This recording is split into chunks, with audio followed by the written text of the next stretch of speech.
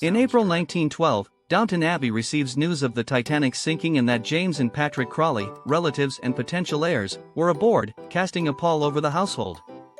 The news particularly impacts Lady Mary, who had been unofficially engaged to Patrick. Meanwhile, John Bates, a new valet with a cane, arrives at Downton Abbey. His arrival is met with skepticism by the senior staff, particularly O'Brien and Thomas. Thomas, the first footman, is assigned to show Bates to his less-than-ideal room, and the two engage in a conversation where Bates admires the family's wealth and the artifacts displayed within the house. O'Brien and Thomas exchange glances, hinting at brewing conflict.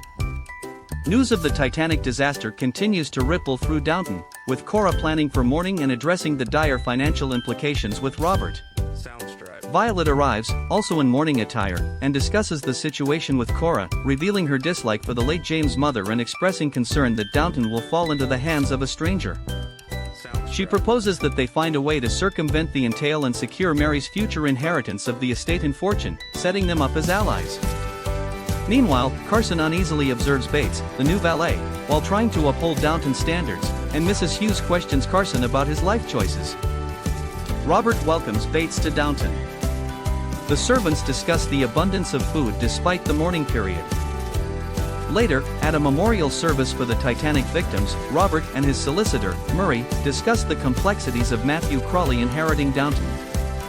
Robert says goodbye to Murray and prepares for dinner, whilst Cora asks after the lawyer and the cleaned bed.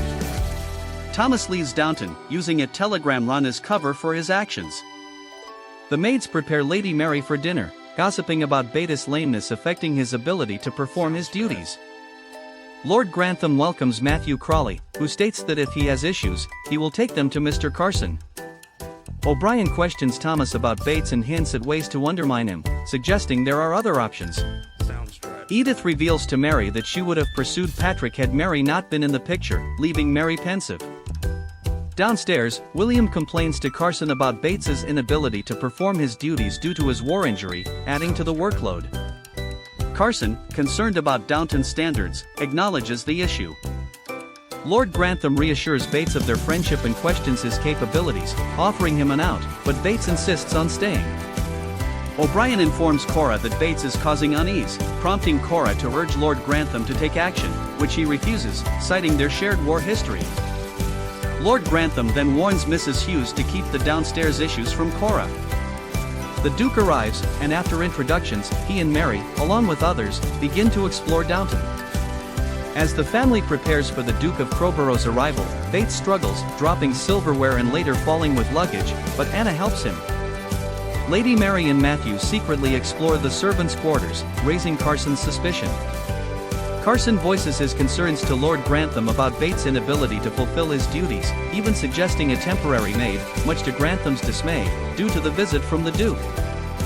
Lord Grantham informs Bates he will be leaving Downton, with a month's wages. Anna brings Bates food, but he declines her offer of help. Bates tells Thomas that he is leaving in the morning because he is no longer capable of fulfilling his duties. Later, Matthew and Lord Grantham discuss the entail, with Matthew expressing disbelief that Lord Grantham wouldn't fight it, causing tension between them.